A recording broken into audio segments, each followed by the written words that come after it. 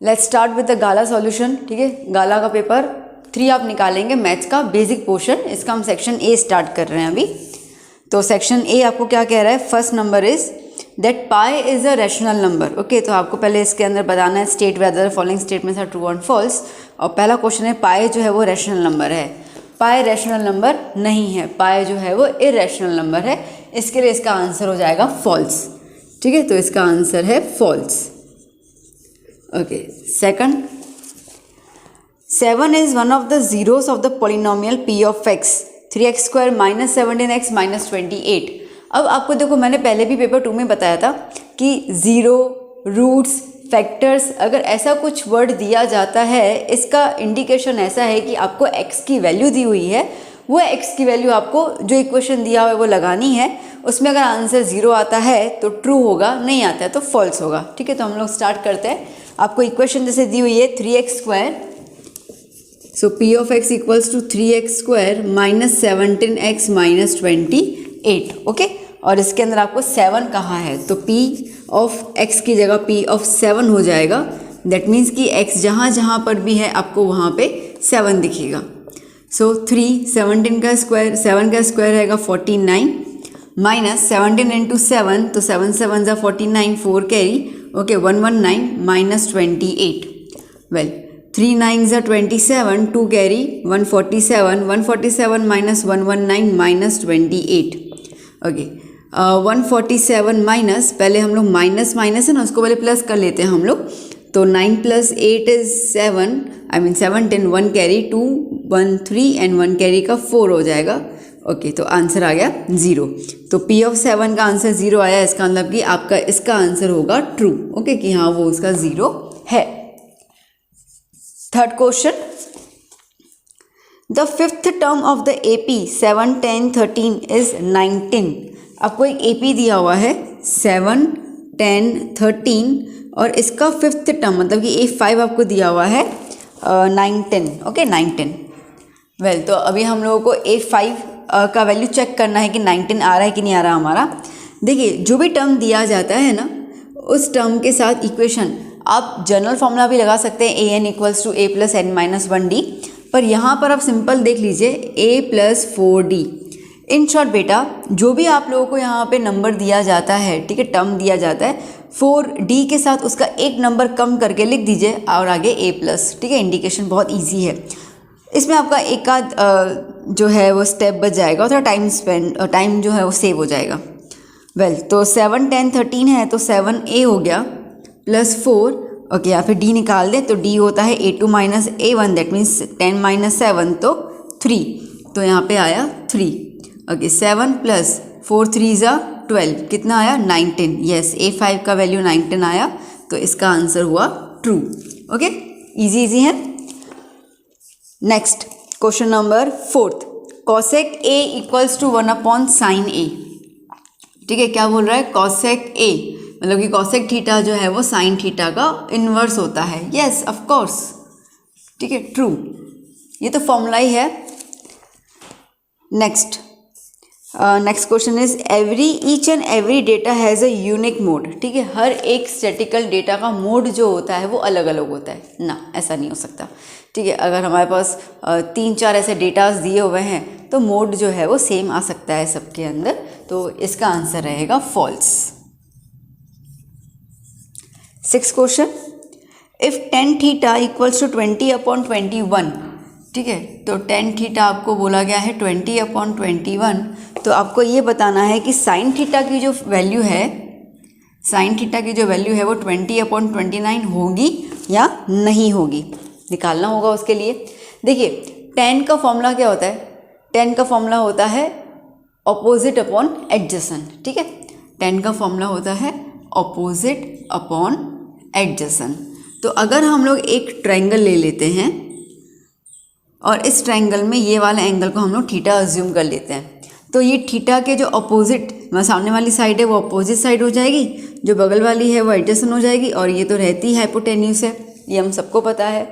ठीक है, जिन लोगों ने अपोजिट एडजेसेंट नहीं किया है तो वो यहाँ पे परपेंडिकुलर अपॉन बेस लिख सकते हैं। ओके, परपेंडिकुलर अपॉन बेस, इस तरीके का जो फॉर्मूला रहता है। जनरली मैं अपोजिट और एडिशन के थ्रू करवाती हूँ, तो इसके लिए मैंने वो वाला लिया है यहाँ पर। तो यहाँ पर अपोजिट क्या है 20, तो बेसिकली ये हो गया 20 और एडिशन क्या है 21। ठीक है, तो दैट मीन्स कि मुझे हाइपोटेन्यूस निकालना होगा, बिकॉज साइन का फॉर्मूला होता है अपोजिट अपॉन हाइपोटेन्यूस। और यहाँ पर पहले तो मुझे निकालना होगा पाइथागोरस थ्योरम। ठीक है, तो पाइथागोरस थ्योरम से क्या हो जाएगा, hypotenuse square equals to opposite square plus adjacent square. Well, तो यहाँ पे हो जाएगा 20 स्क्वायर प्लस 21 स्क्वायर, 400 प्लस 4, 21 का स्क्वायर इज़ 441, तो 400 प्लस 441 इज़ 841। ओके, तो हाइपोटेन्यूस स्क्वायर इज़ 841, तो हाइपोटेन्यूस का 841 का हमें स्क्वायर रूट निकालना है, तो 841 का स्क्वायर रूट आएगा 29। ओके, तो अब हमें अगर निकालना है साइन थीटा का फॉर्मूला, तो दैट मीन्स कि opposite upon hypotenuse. Okay, opposite 20 है अपॉन 29, तो यस सेम आंसर आया, तो ये हो जाएगा ट्रू। डन बेटा, क्लियर, इजी है, true and false. Okay, now हम स्टार्ट करते हैं next, fill in the blanks by selecting the appropriate option. तो क्वेश्चन नंबर 7 स्टार्ट कर लेते हैं। Let me rub the board. So now question number 7, question number 7 क्या कह रहा है वो, क्वेश्चन नंबर 7 कह रहा है हमसे that dash is a number lying between √2 and √3। ठीक है, √2 और √3 के बीच में कौन सा नंबर लाई करेगा ना। सी बेटा, √2 की जो वैल्यू होती है वो होती है 1.41। ओके, और √3 की जो वैल्यू होती है वो होती है 1.73। तो आपको यहाँ पे क्या करना होगा, जो ऑप्शंस दिए हुए हैं ना, उन ऑप्शंस को हमें डिवाइड करके देखना होगा और देखना होगा कि वो किसके बीच में आता है। जैसे फर्स्ट ऑप्शन है 4/5। ठीक है, फर्स्ट ऑप्शन है आपके पास 4/5। इसका मतलब कि हम डिवाइड करेंगे अगर 4 को 5 के साथ, तो 0.0 लग जाएगा, तो 5 8 जा 40, तो क्या आया 0.8, मतलब कि 1 से तो छोटा हुआ, तो ये वाला ऑप्शन तो लगेगा ही नहीं। सेकंड ऑप्शन क्या है 3/2। ओके, 3/2 मतलब कि 3 को हम डिवाइड करेंगे 2 से, तो हाफ हो जाएगा 1.5, तो 1.5 जो है वो 1.4 और 1.7 के बीच में आता है। येस, ऑफकोर्स आता है, तो इसका मतलब कि ऑप्शन बी जो है वो करेक्ट ऑप्शन है। ठीक है, सी भी चेक करना है। देखो सी जो है वो 3/4, तो देखो 4 है ना, मतलब कि 0 लगाना पड़ जाएगा। ओके, तो 0 पॉइंट समथिंग आंसर आएगा। और 6/5 अगर हम करते हैं, तो 6/5 मतलब कि डिवाइड करेंगे तो 1 पॉइंट आएगा, एक बार देख लेते हैं। तो 6/5, तो 5 1 जा 5, 1.02। ओके, अब ये 1.2 आया, तो 1.4 से छोटा हुआ, तो दैट मीन्स कि B is the correct option. Okay, चलिए 8th question. Point -3/4 lies in the dash quadrant. ठीक है, अब क्वाड्रेंट है, देखो बेटा ये होता है हमारा ग्राफ, ये रहता है एक्स एक्सिस और ये होता है वाई एक्सिस। इतना क्लियर है। देखो एक्स एक्सिस में राइट साइड की तरफ जो भी हम पॉइंट्स लेते हैं ना बेटा, वो 1 2 3, इसका मतलब कि सारे पॉइंट्स हम लेते हैं प्लस में, और ऊपर की तरफ वाई में हम लोग लेते हैं प्लस। लेफ्ट हैंड साइड जो एक्स होता है वो हम लेते हैं माइनस, और नीचे की तरफ जो वाई होता है उसको हम लेते हैं माइनस। अब क्वाड्रेंट कौन से हैं, this is the first quadrant, second quadrant, third quadrant और फोर्थ क्वाड्रेंट। इतना क्लियर हुआ। ओके, अब आपको क्या बोल रहा है, आपको यहाँ पे कह रहा है -3,4। देखो -3 एक्स एक्सिस जैसे दिया ना, -3,4, इसका मतलब कि पहला जो नंबर है वो एक्स को बिलोंग करेगा और दूसरा नंबर जो है वो वाई को बिलोंग करेगा। तो -3 ये रहा। ओके, ,4 मतलब कि वाई की तरफ जाएगा, तो यहाँ पे हमारा नंबर आएगा, मतलब कौन से क्वाड्रेंट में आया, सेकंड क्वाड्रेंट में। इसके अलावा मैं आपको नॉर्मल चीज़ बता दूँ, तो देखो फर्स्ट सेकंड थर्ड के साइंस होते हैं, ये बहुत बेसिक है क्योंकि ये 9th स्टैंडर्ड में चैप्टर 3 और 4 में किया होगा आप लोगों ने, यहाँ भूल गए होंगे। ठीक है, यहाँ ध्यान नहीं दिया होगा, तो यहाँ पे देख लीजिए। जैसे कि फर्स्ट क्वाड्रेंट का एल शेप है, ठीक है, तो पहले हमेशा एक्स एक्सिस की लाइन जाती है और दूसरे में वाई एक्सिस के नंबर्स आते हैं।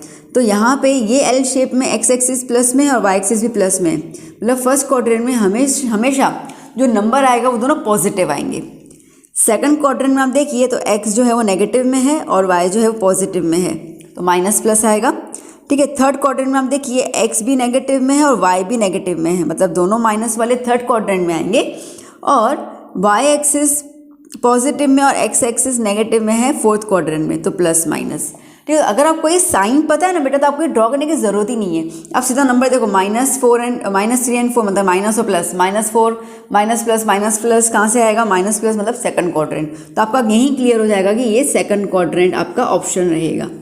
तो ये आपको ऐसे कुछ ड्रॉ करके शो करने की ज़रूरत है और ना ही कुछ, इससे आपको साइन लर्न होनी चाहिए, दैट्स इट। चलिए now question number 9th। Question 9th आपसे कह रहा है the pair of linear equations 2x minus 3y equals to 4, 2x minus 3y equals to 4 and 4x minus 6y equals to 7 है ना, हाँ जी, हैज़ डैश सॉल्यूशन। ठीक, कितने सॉल्यूशन होंगे वो बताना है। देखिए दो इक्वेशंस हैं, x और y है, चैप्टर 3 है। चैप्टर 3 में अगर हमें कितने सॉल्यूशंस बताने होते हैं तो उसके लिए हमें कंडीशंस चाहिए होती है। अब कंडीशन ऐसी होती है कि a1/a2, b1/b2 और c1/c2 ये हम लोग कर लें। अब इनके तो पहले वैल्यूज़ रख देते हैं हम लोग, जैसे कि हमें पता है कि पहला वाला जो है वो a1 रिप्रेजेंट करेगा, ये हो जाएगा a1, ये हो जाएगा b1 और ये हो जाएगा c1। नीचे वाला ये हो जाएगा a2, ये हो जाएगा b2 और ये हो जाएगा c2।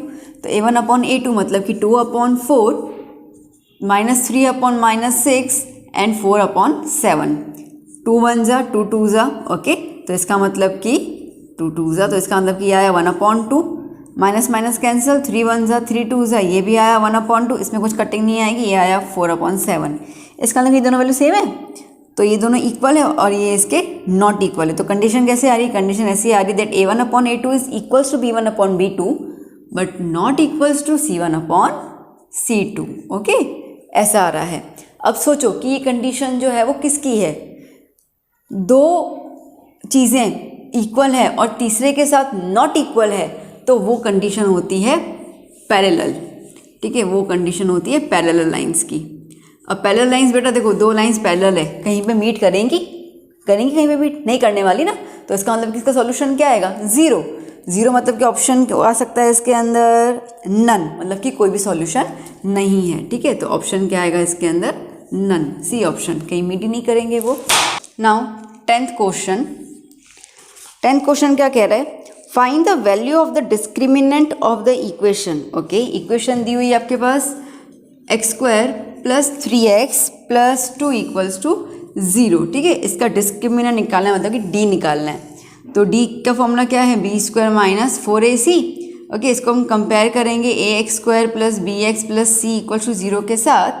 तो b यहाँ पे क्या आ रहा है, ठीक है, b यहाँ पे आ रहा है 3 3² - 4, a की जगह कुछ भी नहीं है तो सबका मालिक 1 और यहाँ पे c की जगह क्या आ जाएगा 2। ओके, तो 3 का स्क्वायर इज 9 एंड 4 2 ज़ा 8, तो 9 - 8 इज 1, तो d कितना आया, 1 आया। ऑप्शन है D1, यस, ए ऑप्शन।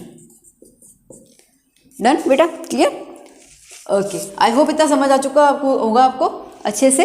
ठीक है, अभी हम लोग चलते हैं 11th क्वेश्चन की ओर। 11th question, the sum of the first n terms of the AP। अब AP आपको दिया हुआ है यहाँ पर k, 3k, 5k and so on, और हमें इसमें निकालना है SN। ओके, SN बोला गया है। अब SN का फॉर्मूला क्या होता है बेटा, n/2, ओके, 2a + n-1d, ये होता है SN। इन्होंने कहा कि ऐसे निकालिए, इसका मतलब इन्होंने कोई परफेक्टली आपको कोई टर्म नहीं बोला गया। ठीक है, 15th टर्म, 19th टर्म ऐसा नहीं बोला है। SN इसका मतलब कि n की जगह पे हमें कोई वैल्यू नहीं अप्लाई करनी है। ओके, तो अब पहले तो कुछ वैल्यूज़ लगा दें हम लोग।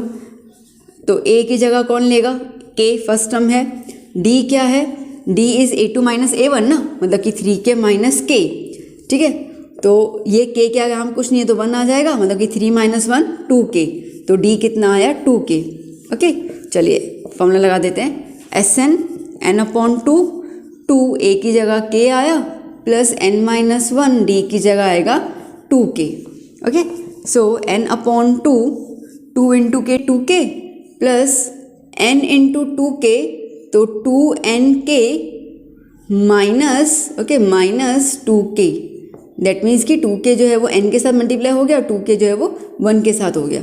तो 2k n - 2k cancel out, n/2 क्या बच गया, 2nk, 2 2 चला गया। ठीक है, क्या हो गया, n एन के। ओके, ये एन जो है वो इस एन के से मल्टीप्लाई हो जाएगा, ठीक है। तो N into N is N square के। तो ऑप्शन है ऐसा एन स्क्वायर के, yes D option. Okay, so D is the correct option. Clear? Okay, now question number 12th। Question number 12th, the perpendicular distance of the origin from the X axis. अब देखो बेटा, यहाँ पे आपको x axis बोला गया है, तो ये रहा एक्स एक्सिस, ये रहा वाई एक्सिस, ये है उनका ओरिजिन, ठीक है, ये ओरिजिन। अब कह रहा है कि ओरिजिन से एक्स एक्सिस का परपेंडिकुलर डिस्टेंस क्या है, हो ही नहीं सकता ना, ठीक है। ओरिजिन है, इन्होंने एक्स एक्सिस बोला है, इन्होंने कोई वैल्यू नहीं बोली है। अगर कोई वैल्यू बोलते तो हम लोग फाइंड आउट कर लेते। तो ओरिजिन से परपेंडिकुलर डिस्टेंस, मतलब डिस्टेंस एक्स एक्सिस का कुछ भी नहीं है, क्योंकि सेम ही लाइन है, तो इसके लिए इसका आंसर आ जाएगा 0। तो ए जो है वो 0। डन। ना बेटा 13 question fill in the blanks है, उसमें आपको ऑप्शन तो दिए हुए हैं, ठीक है। तो 13 क्वेश्चन देखते हैं क्या है। In the formula for mean X bar equals to A plus sigma F I D I upon sigma F I, D I represents what. देखिए अब डी आई क्या रिप्रेजेंट कर रहा है, तो डी आई का फॉर्मूला है सिंपल, बता दो क्या है, x minus A. D I जो है वो एक्स माइनस ए रिप्रेजेंट कर रहा है फॉर द क्लास। तो ये हमारा ऑप्शन आ गया पहला वाला, ठीक है। इसमें अगर यू आई पूछते ना तो ये हो जाता है एक्स आई माइनस ए अपॉन एच या सी, ठीक है, कुछ भी। तो ये वाला मैंने एक्स्ट्रा बताया। ओके, तो एक्स आई माइनस ए अपॉन सी, अगर इस क्वेश्चन में डी आई की जगह यू आई पूछते हैं तो। Well 14th number, if P of A equals to 3/4, if P of A equals to 3/4, तो इसका मतलब कि आपसे पूछा जा रहा है कि P of not A equals to what, ठीक है। तो सिंपल है, प्रोबेबिलिटी में वो इवेंट जो होता है, जो अकर होता है और जो अकर नहीं होता है, उनका प्लस हमेशा 1 आता है। तो जो इवेंट हुआ मतलब पी ऑफ ए, और जो इवेंट नहीं हुआ मतलब कि पी बार ए या तो फिर P not A equals to 1। तो पी ऑफ ए की वैल्यू दी हुई है 3/4, तो नॉट ए की वैल्यू हमें निकालनी है, ठीक है। तो पी नॉट ए की वैल्यू 1 माइनस 3/4 हो जाएगा, इसको आपने वहाँ शिफ्ट कर लिया। ओके, अब अगर यूँ देखें तो 1 में से 3/4 गया तो 1/4 बच गया, नहीं तो आप यहाँ पे एलसीएम ले लीजिए। ओके, 4 1 जा 4 माइनस 3/4, तो 4 माइनस 3 इज़ 1। तो पी नॉट ए का आंसर क्या आया, 1/4। लेट्स सी ऑप्शन, हाँ है, ये वैलिड है, ठीक है बेटा, इजी है, क्लियर। ओके, देख लीजिए आप एक बार, फिर हम स्टार्ट करते हैं नेक्स्ट क्वेश्चन 15 नंबर, देख लीजिए। 15th question, the probability of scoring 35 marks in a 50 mark test is dash, ठीक है। अब यहाँ पर देखिए, ये वाला क्वेश्चन हमने पेपर 2 में क्लियर किया था, उसमें मैंने बताया भी था आप लोगों को कि 50 मार्क टेस्ट का मतलब ये है कि जो क्वेश्चंस हैं, ठीक है, वो 50 मार्क के हिसाब से क्वेश्चंस अरेंज किए गए हैं। अब उसमें एक बंदा जो है 35 मार्क्स लेके आ रहा है। 35 मतलब कि जो फेवरेबल आउटकम है वो आ तो एक ही बार है, 35 मार्क्स जो है फेवरेबल है, ठीक है। प्रोबेबिलिटी का फॉर्मूला क्या होता है, फेवरेबल, तो वो आ जाता है हमारा एक ही बार। अच्छा, टोटल आउटकम क्या होते हैं, देखो इसमें जो टेस्ट में है, हालांकि मैंने इसमें क्लियर तो कर लिया था आपको कि हमारा फॉर्मूला क्या होता है, नंबर ऑफ फेवरेबल आउटकम्स, मतलब कि जो हम चाहते हैं, okay, upon total number of outcomes, ठीक है, टोटल नंबर ऑफ आउटकम्स। अब फेवर कितना कह रहा है, फेवर के 35 मार्क एक ही बार आ रहा है ना, एक ही बच्चे का है तो एक ही बार लेके आएगा, तो इसके लिए एक ही बार आ रहा है, upon total number of outcomes. Outcomes कितने आ सकते हैं, देखो आउटकम्स ऐसे हैं कि 50 में से 50 मार्क भी आ सकते हैं, और ना देखो तो 0 मार्क भी आ सकता है। तो टोटल अगर मार्किंग काउंट करते हैं तो 51 मार्किंग काउंट हो जाएगी, 50 लाइक 1 से लेकर 50 तक का, और कुछ बच्चा कुछ अटैम्प्ट नहीं कर रहा तो 0 मार्क आएगा, तो वो 0 मार्क भी तो काउंट होगा वहाँ पे, ठीक है। तो कितना हो जाएगा प्रोबेबिलिटी, 51। तो इसका मतलब है कि अपॉन में हम लिखोगे 51, ठीक है। ये क्वेश्चन में कुछ है ही नहीं, इतना दिमाग में रखना है कि 50 मार्क का एग्जाम है तो 51 अपॉन में आएगा, 100 मार्क का एग्जाम है तो 101 आएगा। कॉन्सेप्ट मैंने समझाया, बट देन टू फटाफट से आंसर देने का वही है। अब तुमसे 25 मार्क पूछ रहे हैं स्कोर करने के लिए, 50 पूछ रहे हैं या 14 पूछ रहे हैं, डजंट मैटर, ठीक है, क्योंकि मार्क जो भी है वो एक ही बंदे की बात हो रही है। हाँ, अगर यहाँ पे 2 से 3 लोग बोलें कि उनके इतने मार्क्स आए तो वो एक अलग फिनोमेना आ गया। ओके, चलिए now next is the 16th question. The probability that the month of the February in a leap year has 5 Saturdays. ठीक है, तो क्या प्रोबेबिलिटी है कि फेब्रुअरी मंथ में 5 सैटरडेज होंगे लीप ईयर में. ओके बेटा, अब लीप ईयर की अगर हम बात करते हैं तो लीप ईयर में टोटल डेज होते हैं 366 डेज. बताइए हमको, एक नंबर ज़्यादा हो जाता है, जिसके अंदर फेब्रुअरी मंथ में हो जाते हैं 29 डेज. इतना क्लियर है? ठीक है. अब यहाँ पर अगर हम नॉर्मल देखते हैं, नॉर्मली कैलकुलेशन करें हम लोग, तो एक मंथ में 4 वीक्स होते हैं और एक वीक में 7 डेज होते हैं. ये पता है हम सबको. ओके, अब 4 वीक्स होते हैं, इसका मतलब यहाँ पे ऐसा हो गया कि इन्होंने हमसे क्या पूछा है, मैं भूल गई. इन्होंने हमसे पूछा अच्छा 5 सैटरडेज, तो इसका मतलब ये हो गया कि 4 सैटरडेज तो है ही यहाँ पर, 4 वीक कंपलसरी होते ही हैं, मतलब कि 4 सैटरडे तो आने ही वाले हैं. अब क्या प्रोबेबिलिटी है कि जो 5वां सैटरडे होगा, ठीक है, 5th सैटरडे, वो कितनी बार आता है, क्या करता है. अब देखो बेटा, यहाँ पर अगर हम यूँ देखते हैं तो लीप ईयर के हिसाब से फेब्रुअरी मंथ में है 29 डेज, एक वीक में होते हैं 7 डेज. तो अब यूँ देखें तो total days in a month कितने हो सकते हैं. तो एक वीक में 7 डेज, ऐसे 4 वीक्स हैं, तो 7 × 4 दैट इज 28 डेज. ओके, यहाँ पे फेब में कितना मंथ था, कितने डेज आ रहे हैं, 29. मतलब एक दिन एक्स्ट्रा हुआ ना, एक दिन ज़्यादा हुआ, मतलब कि वो एक दिन ही चांस है सैटरडे आने का. तो इसके लिए प्रोबेबिलिटी क्या हो जाएगी, फॉर्मूला क्या है, नंबर ऑफ फेवरेबल.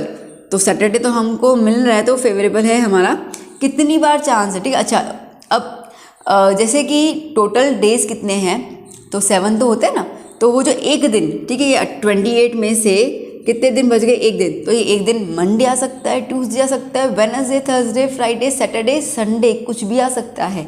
इसका मतलब कि टोटल कितना है, 7 डेज है. तो 1/7. ये मैंने आपको बहुत अच्छे से एक्सप्लेन किया. अब मैं आपको बता दूँ इसका शॉर्ट फॉर्म. देखिए, इसमें क्या है ना बेटा, मैंने ये पेपर 1 में भी क्लियर किया था जब हमने चैप्टर ही किया था, उसके अंदर सेम क्वेश्चन आया था कि अगर डेज हैं, ठीक है, तो याद कर लेना कि एक कोई भी मंथ ले लो, जनवरी, फरवरी, मार्च, अप्रैल, वॉटेवर, उसमें 28 डेज को काउंट करके चलना है. जो मंथ स्पेसिफाई किया है उसमें डेज कितने हैं वो देख लो. ठीक है, इतना क्लियर हो गया.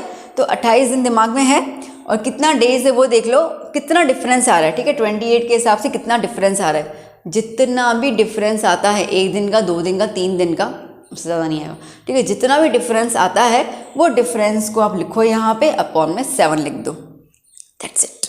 देखो, अब अगर जैसे हमें जनवरी फेब है, तो फेब्रुअरी की जगह अगर मैं जनवरी ले लेती हूँ, ठीक है, समझो कि मैंने यहाँ पे जनवरी ले लिया, तो जैन में, ओके, तो जैन में कितने दिन होंगे, 31 डेज.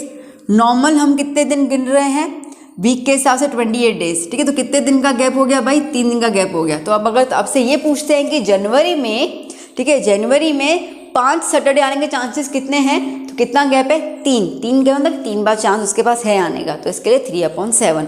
तो जितना गैप है ना, उतना अपॉन में 7 लिख दो. ज़्यादा कुछ भी आपको मगजमारी नहीं करनी होगी, इसमें आपको कुछ शो करना ही नहीं है. ठीक है, आपको इसका आंसर लिखना है. तो just learn the quickest way to answer it. ठीक है, चलिए क्वेश्चन नंबर 17 हम लोग देख लेते हैं अभी. If alpha and beta are the zeros of the polynomial 6x², okay, polynomial आपको दिया हुआ है 6x² - 7x - 3, और आपको बोला गया है कि 1/α + 1/β की वैल्यू निकालो. 1/α + 1/β की वैल्यू निकालो. ठीक है, ओके. देखिए, मैं यहाँ पे आपको 2 मेथड सिखाऊंगी. ठीक है, आपको जो ईजी लगता है कर लेना. पहले आप देखिए पहला वाला मेथड. अभी हम फर्स्ट मेथड स्टार्ट करते हैं. तो लाइक 1/α + 1/β है, हम ना पहले से क्रॉस मल्टीप्लाई कर लेते हैं. ठीक है ना, तो ये क्या हो जाएगा, 1 लाइक बीटा यहाँ पे आएगा, तो 1 × beta is beta, 1 × alpha is alpha, upon नीचे मल्टीप्लाई हो जाता है अल्फ़ा + बीटा. ठीक है, ओके. अब अल्फ़ा + बीटा का फॉर्मूला होता है -b/a. डन. और अल्फ़ा × बीटा का फॉर्मूला होता है c/a. पता है हम सबको, दोनों का a कॉमन है, कट गया. ठीक है, क्या बच गया, -b/c. अब अगर मैं इसको कंपेयर करूं ax² + bx + c से, तो b की वैल्यू क्या है, -7. तो -b की जगह -7 और c की वैल्यू क्या है -3, तो माइनस माइनस प्लस हो गया, तो 7/-3 विच इंडिकेट्स -7/3। ठीक है, आया समझ में? ये क्विकेस्ट वे बहुत अच्छे से हो गया। अच्छा, अब अगर नहीं समझ में आता मैम कहाँ आपने मल्टीप्लाई किया है, कुछ क्लियर थोड़ी हुआ, तो आप इसमें एक और चीज़ कर सकते हैं। सिंपल, आप 6x² - 7x - 3 का निकालिए स्प्लिटिंग मिडल टर्म। ठीक है, अभी तो निकालने आता है, इतना तो मैं श्योरिटी लेके चल रही हूँ आप लोगों का। तो लाइक 3 × 6 = 18, तो -9x + 2x - 3 = 0। ठीक है, तो क्या बचेगा यहाँ पे, 3x कॉमन आएगा, तो 2x - 3 + 1 2x - 3 = 0। तो 3x + 1 एक आया और 2x - 3 दूसरा आएगा। तो इसमें से अगर हम 3x + 1 = 0 में से हम जब x निकालेंगे तो मिलेगा -1/3, और 2x - 3 में से निकालेंगे तो हमें मिलेगा x = 3/2। ठीक है, अब ना यहाँ की एक वैल्यू को हम लोग अल्फ़ा ले लेते हैं और एक वैल्यू को हम लोग बीटा ले लेते हैं। ठीक है, क्लियर? तो बेटा हमने यहाँ पे अल्फ़ा डिसाइड कर लिया -1/3, यहाँ देखिए कंटिन्यूटी में अल्फ़ा डिसाइड कर लिया -1/3 और बीटा डिसाइड हो गया 3/2। ठीक है, तो 1/α + 1/बीटा निकालना है, तो 1/-1/3 + 1/3/2। ठीक है, तो जब 3 डिवीजन होता है ना बेटा, 1 2 3, तो जो तीसरा वाला है वो पहले वाले के साथ मर्ज हो जाता है। तो लाइक 1 है तो 1 3 = 3, तो 3/-1, और ये 2 वहाँ चला जाएगा तो 2/3। ओके, एलसीएम तो लेना ही पड़ जाएगा। ओके, तो एलसीएम मतलब कि क्रॉस मल्टीप्लाई कर लें, तो 3 3 = 9 प्लस -1 × 2 -2 अपॉन -1 × 3 -3, तो क्या हो जाएगा 9 - 2। ओके, प्लस माइनस माइनस, तो मतलब 9 - 2 अपॉन -3, तो that is 7/-3 which indicates -7/3। Okay, answer तो क्या सेम ही आना है। ये इजी है, मतलब शॉर्टकट, फटाफट हो गया। ठीक है, ये आपका कंप्लीट, जैसे कहते आप पूरा सम कर रहे हो ना 2-3 मार्क का, उस तरीके से आएगा। तो अगर आपको ये समझ में आ गया तो आई रिकमेंड कि इस तरीके से कॉन्सेप्ट में जाइए, अदरवाइज गलत तो ये भी नहीं है, थोड़ा टाइम कंज्यूमिंग है। Okay, now next 18th question, यहाँ कर लेते हैं हम लोग 18th। For the given AP if SN = 7n² + 10n find AN। ठीक है, आपको nth टर्म निकालना है। अब nth टर्म निकालने के लिए बेटा अगेन A और D की तो ज़रूरत पड़ेगी। AP चैप्टर में, ठीक है, AP के 2 अनमोल रत्न यही है, A और D। ठीक है, उसके बगैर चैप्टर ना शुरू होता है और ना ही ख़त्म होता है। तो मेरे 2 अनमोल रत्न, एक है फर्स्ट टर्म, दूसरा है कॉमन डिफरेंस। ओके, तो पहले हमें इसमें फर्स्ट टर्म भी निकालना होगा और डी भी निकालना होगा, और AP तो इन्होंने दिया नहीं है, तो हम क्या करेंगे, हम लोग टर्म्स निकालेंगे। कैसे? n की सब्स्टिट्यूशन करके। देखिए, अब अगर मैं n की जगह 1 लेती हूँ तो s की जगह 1 आया। ओके, 7 n की जगह 1² + 10 × 1, तो S1 = 7, 1 का स्क्वायर इज 7, देन 10, तो आ गया 17। देखो बेटा, ये S1 है, S1 का मतलब क्या होता है, the sum of the first term, और we could say the sum of the one term. एक टर्म का प्लस क्या होगा? ठीक है, 2 का प्लस क्या होता है? 2 ही होगा ना। ठीक है, 0 0 0 मैंने बोल दिया, मैं आपको बोल दी, ये लो आपके पास एक केला है, इसका प्लस करो। क्या करोगे? बोलोगे मैम ये रहा एक केला ही तो आपका है और मैं इसमें क्या प्लस करूँ? ठीक है, 2 केले तो ही जोड़ सकता हूँ मैं। तो बेसिकली यहाँ पे एक ही नंबर है तो उसका प्लस क्या होगा? The same number as it is. तो the same number is that means कि वो फर्स्ट टर्म ही है, तो S1 is nothing but the A1। ठीक है, तो S1 is nothing but the A1, ये चीज़ को ध्यान दीजिएगा। ओके, अब हम चलते हैं नेक्स्ट टर्म को लेकर। ओके, N2 को लेकर मैं उसको रब कर देती हूँ अभी। अब हम लेते हैं N2। तो N2 के लिए अगेन फॉर्मूला क्या है? Sn, मतलब कि S2 = 7, n की जगह पे 2 प्लस 10 n की जगह पे 2। सो क्या हो गया? 7, 2 का स्क्वायर इज 4 प्लस 10 2 ज़ा 20, तो कितना हो गया? 28 + 20 दैट इज़ 48। ये क्या है बेटा? ये आया S2। S2 मतलब कि द सम ऑफ 2 टर्म्स। ठीक है, S2 मतलब क्या है? S2 मतलब है कि A1 + A2, है ना, द 2 सम का प्लस मिलेगा हमें S2, और S2 की वैल्यू क्या आई? 48। अच्छा A1 की वैल्यू हमने बता दी, यहाँ पर कितनी है 17 इक्वल्स टू प्लस A2, तो यहाँ से मुझे A2 मिल जाएगा, हाँ बिल्कुल। तो 48 माइनस 17 इक्वल्स टू A2, तो A2 कितना है, A2 आया हमारे पास 31। डन, 31 आ गया। अब डिफरेंस क्या होता है, डिफरेंस होता है A2 minus A1। Okay, that means 31 minus A1 कितना है 17, तो 31 में से 17 गया 14। ओके, तो वेल जैसे मैंने कहा मेरे दो अनमोल रतन, एक फर्स्ट टर्म एक कॉमन डिफरेंस, तो फर्स्ट टर्म भी आ गया, कॉमन डिफरेंस भी आ गया। अब AP बोलेगा आ जा बेटा, अब मैं निकालता हूँ तेरा nth टर्म, ठीक है। तो an equals to a plus n minus 1 d, तो an इक्वल्स टू a या A1, a की बात है, that is 17 plus n minus 1 d कितना है 14।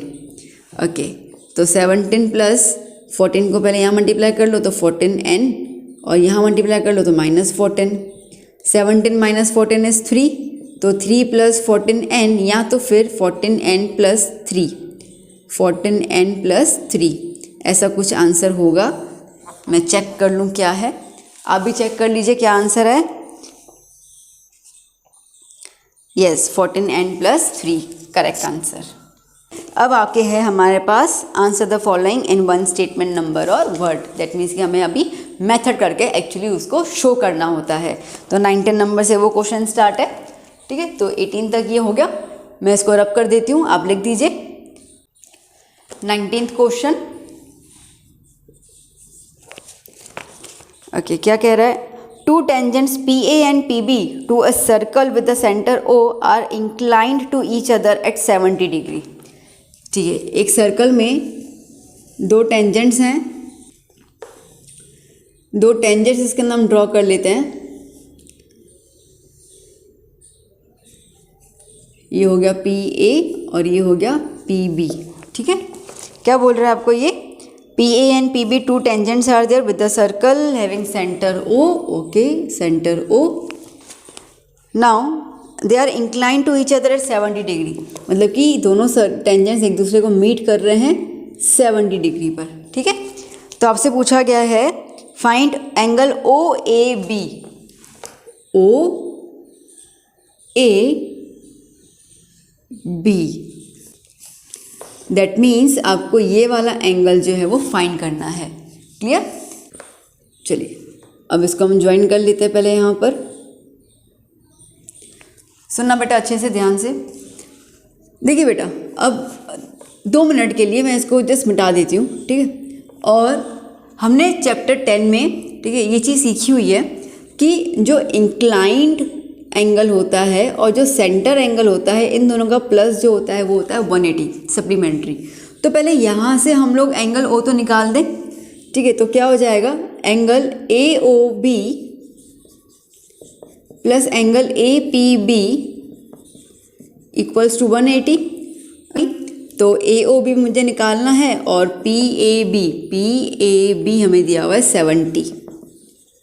सो AOB इक्वल्स टू 180 माइनस 70, तो AOB इक्वल्स टू 110। ओके, तो ये जो मिडल एंगल है वो आपके पास आ गया 110। ना बेटा देखो, इन्होंने आपसे क्या कहा है, इन्होंने आपसे कहा है कि फाइंड OAB, मतलब कि ये वाला एंगल आपको निकालना है। तो अगर ये एंगल निकालना है तो देखो ये पूरा ट्रायंगल शेप बन रहा है, यस बिल्कुल बन रहा है। और हमें पता है कि ट्रायंगल के अंदर एंगल्स का प्लस कितना होता है 180। नाउ एक और चीज़ मुझे आपको बतानी है, देखो OA क्या है, रेडियस, OB क्या है, रेडियस। तो हमें पता है कि एक ट्रायंगल के अंदर जब दो साइड्स इक्वल होती हैं तो उनके ऑपोजिट एंगल्स भी इक्वल होते हैं, ठीक है। ये हम लोग 9 से इसी को करते आ रहे हैं। तो रेडियस OA भी है और OB भी है, तो OA इक्वल्स टू OB, ये दोनों रेडियस हो गए। तो इसका मतलब यह है कि एंगल OAB और एंगल OBA दोनों इक्वल होंगे बेटा, ठीक है। मतलब कि ये वाला एंगल और ये वाला एंगल इक्वल होगा, क्योंकि ये वाली साइड्स इक्वल हैं, तो अपोजिट एंगल्स आर इक्वल। इसको मैं x ले लेती हूँ, ठीक है। अब हमें पता है कि हमें ट्रायंगल कंसीडर करना है, तो नाउ कंसीडर ट्रायंगल OAB जिसके अंदर OAB plus OBA plus AOB equals to क्या हो जाएगा 180 angle sum property. Okay, AOB हमने कितना दिया है 10 निकाल दिया। OAB और OBA को हमने x सपोज किया था, तो x plus 110 equals to 180, so 2x equals to 180 minus 110, तो 2x इक्वल्स टू 70, तो x इक्वल्स टू 70 अपॉन 2, तो x इक्वल्स टू 35। कितना आया 35। x मतलब क्या हुआ OAB, मतलब कि ये वाला एंगल, तो that is angle OAB is 35 degree. अब बोलोगे मैम 1 मार्क में इतना सारा करना है? यस करना है, ठीक है। 1 मार्क में आपको ये पूरा शो करना है अच्छे से। Well now question number 20।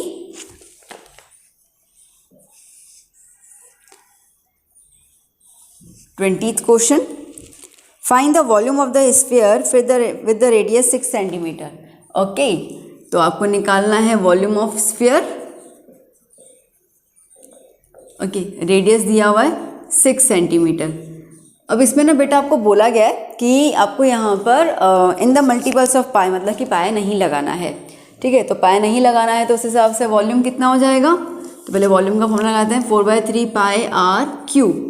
4/3 pi are की जगह आएगा 6 क्यूब। 4/3 पाई 6 को 3 बार लिख दीजिए, अगर मल्टी क्यूब नहीं पता है तो 3 बार लिख दीजिए, क्यूब पता है तो ठीक है। खैर 3 बार लिखोगे ज़्यादा आसान है, कटिंग हो जाएगी। सो 3 1 ज़ा 3 2 ज़ा, ओके, क्या हो जाएगा यहाँ पर 4 2 ज़ा 8 इंटू पाई इंटू 6 6 ज़ा 36। ओके, तो 36 इंटू 8, तो 8 6 ज़ा होता है 48। ओके, 4 कैरी, 8 3 ज़ा हो जाएगा 24 और 4 कैरी तो हो जाएगा 28, तो 288 पाई सेंटीमीटर क्यूब। ये हो गया वॉल्यूम। डन बेटा। Question number 21। ओके 21, इसको मैं पहले रब कर दूं। ओके, पहले आप लिख दीजिए इसको, फिर मैं रब करती हूँ। 21 number question, the area of a quadrant of a circle with the radius 28 centimetre. क्या बोला है, एरिया ऑफ क्वाड्रेंट वो निकालना है और रेडियस आपको दिया हुआ है 28। वेल तो सिंपल फॉर्मूला लगा देंगे हम लोग। Okay, area of quadrant is pi R square upon 4, ठीक है ना। देखो बेटा सर्कल है, ठीक है, सर्कल में अगर हम 4 ऐसे करेंगे तो ये क्वाड्रेंट हो जाएगा। मतलब आपने क्या किया, पूरे सर्कल को आपने 4 पार्ट्स में काटा, ठीक है। इसके लिए हमने डिवाइड बाय 4 लिख दिया, क्योंकि एरिया ऑफ सर्कल तो पाई आर स्क्वायर है, हमें उसका सिर्फ चौथा हिस्सा चाहिए, तो divide by 4, simple. So 22/7, R की जगह आ गया 28 स्क्वायर और अपॉन आ गया 4।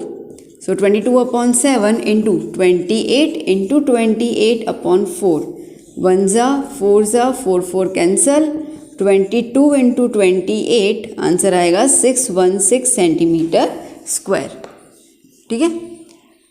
अच्छा, अब मैं इसमें एक और मेथड बताती हूँ, ये सिंपल वाला, ठीक है, दूसरा भी सिंपल ही है। ये है जहाँ पे हम लोग बात करते हैं सेक्टर की। देखो अभी आप सर्कल को 4 हिस्सों में काटोगे बेटा, तो ये बनेगा तो सेक्टर ही ना, है ना, सेक्टर बनेगा माइनस सेक्टर। ओके, और एरिया ऑफ माइनस सेक्टर का फॉर्मूला क्या होता है, yes, area of minus sector का फॉर्मूला हो जाएगा पाई आर स्क्वायर थीटा अपॉन 360, ठीक है। तो पाई आर की जगह आ जाएगा 28 स्क्वायर थीटा का डालेंगे, वो तो दिया ही नहीं हुआ। देखो अब क्वाड्रेंट में जब हम लोग 2 डायमीटर्स को एक तरफ ज्वाइन करेंगे तो बट ऑब्वियसली वो 90 डिग्री बनाएंगे एक दूसरे से, तो थीटा इनडायरेक्टली पता चल गया 90 डिग्री है, तो थीटा हो गया 90 अपॉन 360, ठीक है। आज जब इसको कट करके सॉल्व करेंगे तो you will get the same answer. तो अगर क्वाड्रेंट का ये कॉन्सेप्ट नहीं क्लियर होता है तो आप इस पे चले जाइए, ये नहीं तो ये, दोनों में से आपको एक तो ईजी लगेगा ही लगेगा। ओके, तो इस तरीके से उसको सॉल्व कर सकते हैं। चलिए अब हम करते हैं 22 नंबर क्वेश्चन। मैं इसको रब कर दूं, आप लिख दीजिए 1 मिनट। 22 क्वेश्चन क्या कह रहा है, 22 कह रहा है the volume of each of 2 cubes is 125 centimetre cube. The volume of each of 2 cubes, ठीक है। अब 2 क्यूब्स हैं, दो क्यूब्स का आपको वॉल्यूम दिया हुआ है, मतलब एक मिला के दिया हुआ है 125 सेंटीमीटर क्यूब। ठीक है, ये क्वेश्चन हमने पेपर 2 में भी किया था, सिर्फ नंबर ही अलग थे। Find the TSA of the cuboid by joining the face to face. ठीक है, तो TSA निकालना है क्यूबॉइड का। तो ये रहा, इसको हम जब ज्वाइन करेंगे तो मिल जाएगा क्यूबॉइड। तो क्यूबॉइड में क्या हो जाएगा, दोनों के लेंथ प्लस हो जाएंगे, ब्रेथ और हाइट तो सेम रहते हैं। ठीक है, तो अगर हम यूँ देखते हैं तो क्यूबॉइड में लेंथ, ब्रेथ और हाइट आएगी। ओके, अब क्यूब के पहले हम लोग L निकाल दें यहाँ पर। तो वॉल्यूम का फॉर्मूला है यहाँ पे L क्यूब। ठीक है, तो वॉल्यूम आपको दिया हुआ है 125, तो 125 is nothing but L cube. Okay, तो क्या हो जाएगा, क्यूब रूट यहाँ पे ले लें, तो 125 का लेंगे cube root equals to L, तो वो होता है 5 सेंटीमीटर। अब जैसे मैंने कहा कि L और L प्लस हो जाएगा, मतलब कि 5 + 5 क्या हो जाएगा 10, तो L आ गया 10 सेंटीमीटर, ब्रेथ तो वही 5 सेंटीमीटर, हाइट भी 5 सेंटीमीटर। तो अब अगर हम इसका TSA निकालेंगे तो 2LB + BH + HL। ओके, तो 10 × 5 + 5 × 5 + 10 × 5, यहाँ H है ना, ठीक है, 5 × 10, सो 250 + 25 + 50, 50 क्या हो जाएगा 100, 100 + 25 125, 125 का डबल करेंगे हमें तो मिलेगा 250। तो 250 centimetre square is the TSA of cuboid. Done, ठीक है, आसानी है। Okay, now 23 number question. The given figure represents the graph from that state the number of zeros. अच्छा ना, देखो एक्स एक्सिस पे कहाँ काट रहा है, एक ही बार काट रहा है, तो इसके नंबर ऑफ जीरो क्या हो जाएगा 1।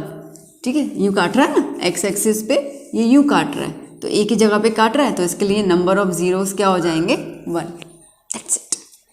चलिए, now last question, question number 24th question. The areas of square and a circle are equal, find the ratio of the perimeters.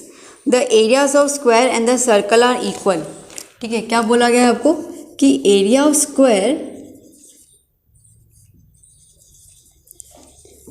और एरिया ऑफ सर्कल जो है वो सेम है। ओके, आपको बताना है ratio of the perimeter of square to the perimeter of circle. ठीक है, हमें बताना है। सो ना देखो बेटा, एरिया ऑफ स्क्वायर का फॉर्मूला क्या होता है साइड स्क्वायर, और एरिया ऑफ सर्कल का फॉर्मूला क्या होगा पाई आर स्क्वायर। ठीक है, ये साइड का हम लोग स्क्वायर वहाँ पे ले लेते हैं, तो क्या हो जाएगा साइड √ पाई आर स्क्वायर। पाई तो कोई स्क्वायर होता ही नहीं है, तो इसके लिए पाई रूट में रहेगा, आर स्क्वायर का हो जाएगा r। ठीक है, तो साइड की हमने ये वैल्यू निकाल दी। अब आगे कुछ नहीं कर सकते क्योंकि कुछ वैल्यूज़ नहीं दिए हुए हैं। चलिए, तो हम लोग अभी रेशियो की बात करते हैं, perimeter of square upon perimeter of circle. Perimeter of square upon perimeter of circle, तो पेरीमीटर ऑफ स्क्वायर होता है 4 × साइड, और पेरीमीटर ऑफ सर्कल हो जाएगा 2 पाई r। ठीक है, 4 × साइड की हमने वैल्यू निकाल के रखी है √π × r, तो सर्कल यहाँ पे साइड की जगह √π × r अपॉन 2 पाई r। r कैंसिल हो गया। ठीक है, 2 × 1 = 2, 2 = तो क्या आया 2 √π अपॉन पाई। That's it. ठीक है, आ गया आंसर। तो ये हो गया इनका रेशियो, तो 2 √π ratio pi is the answer.